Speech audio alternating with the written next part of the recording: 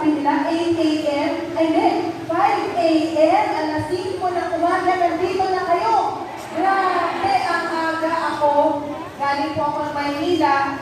Gising na po ako na alas 3 ng umaga. Kasi nag-ayos pa, my flight was at 6 a.m. Para, dahil hindi lang po ako dito pumunta sa Sibulan. Nagpunta po ako kanina sa Sikihor.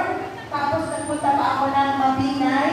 Pagkatapos kayo ang last stop ko. Kaya sabi ko sa sarili ko, naikot ko na halos ang buong region ng Negros. Ayan. But anyway, tayo pa ay masaya. Nakita mo ang aking classmate sa Kongreso, ang napakahagabol na congressman ng 2nd District, si Congressman Chiquitic sa Galvaria. Palakpakan po natin si Kong Chiquitic.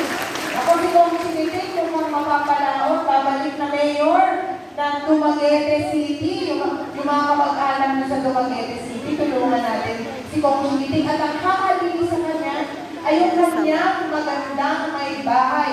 Ang aming kasama sa Lakas CMT, Congresswoman Tuti Maisa sa Garbalia. Palakpakan naman po natin ang kanyang may bahay. And of course, ang inyong governor, acting governor, ang batang-bata, Governor Shaco sa Garbalia. Palakpakan din po natin siya. Wala po dito ang inyong poging mayor, si Mayor Jose Abiera, pero nandito naman ang inyong mga makikisig na mga konsehal. Nandito po ang anak ni Mayor, si Attorney Dino Abiera. Palakpakan po natin si Attorney Dino. Nandito ba si Attorney RJ Pongkeligo? Wala. Attorney Mark Pongkeligo. Honorable Bong Abada. Siya daw ang Bong Revilla ng Sibulan. Si Honorable Ding Dong Ang. Nandito po ba? Honorable Dennis Amoso. At may tumatakbong former board member Kambaki Erwin Masyas. Palakpakan po natin. Nagpapasalamat din po tayo sa ating DSWD officer, si Evelyn Amancio at mga kasama sa DSWD. Thank you very much for attending to our client sa umagang ito. And of course, alam niyo ba, ang provincial Chief of Police po ninyo dito po sa Negros Oriental ay dati po pong Chief of Police ng Lungsod ng Bacoor. Palakpakan po natin, Police Colonel Ronan Laraban. Palakpakan po natin. Ayan, mahusay yan. Tinulungan po niya na nung ako ay bagong saltang mayor ng Lungsod ng Bacoor. Maayong hapon kayo ng tanan. Ayos po ba? Na kayo? Ay, naku, baka na sila.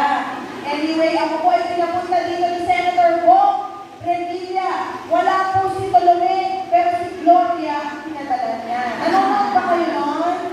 Walang matigas na pulis. Sa Magtinik na misis. Sino nanonood ng show ni Senator Bong? O maraming babae dito. Alam niyo ang sinisigaw ni Gloria. Pwede ba sabay-sabay? May energy ba ba? 1, 2, 3. Abangan ang Season 3 ng Walang Matigas na Pulis sa pagiging sa darating na December 23. Si Senator Bong kasama si Luigi Gonzales ay babalik at mapapanood yung muli to every Sunday sa dati kong time slot. Abangan niyo po yan. But anyway, tayo po ay nandito ngayon para bigyan ng tulong ang 1,000 mamamayan ng Barangay Munisipalidad ng Sibulan. Palakpakan naman po natin ang mga recipients natin. Tatanggap po kayo ng 2,000 pesos each para kahit paano ay makatulong sa inyong mga maintenance. Sa ito ko maraming mga senior citizen. Taas ang kamay ng mga senior citizen. Ayan, mga seniors. Nung umigap si Senator Bong Revilla ng 2019, alam niyo ba nagpapasalamat ako kay Congressman sa Galvaria. Siya po yung tumulong po sa amin dito nung bumabalik po si Senator sa public service bilang senador. Sabi niya, nung umikot siya, sabi niya itong mga senior citizen, hinihintay pa nila na maging 100 years old sila para makatanggap ng 100,000 pesos. May nakakaabot ka ng 100 years old dito sa inyo? Some, ilan lang, not all, sana all. Pero sabi ni Senator Bong, kailangan maayudahan natin kahit papaano. Yung ibang mga senior citizen dahil hindi na nakakaabot ng 100 years old, kaya sa Kongreso, pumasa sa Senado, napirma ng Pangulo ngayon ang mga senior na nag-birthday noong March 15, 2024 of this year, next year. Pag kayo ay nagbigan 80, 85, 90, 95 this year, March 15 onwards, next year may ayuda po kayong 10,000 pesos. Makipagsangguni lang po kayo sa inyong local OSRA para kayo ay nalalang yung inyong mga birth certificate. Kailangan totoo, huwag peke. Ayan, at yan po ibababa na pondo, bababa po sa inyo para sa mga 80, 85, 90, 95. Si Senator Bong Revilla ang dahilan ng maintenance ng batas na yan. At kapag umabot pa at kaya pa na umabot ng 100 years old, may 100,000 pesos pa kayo. Wala pa ka naman po natin yan.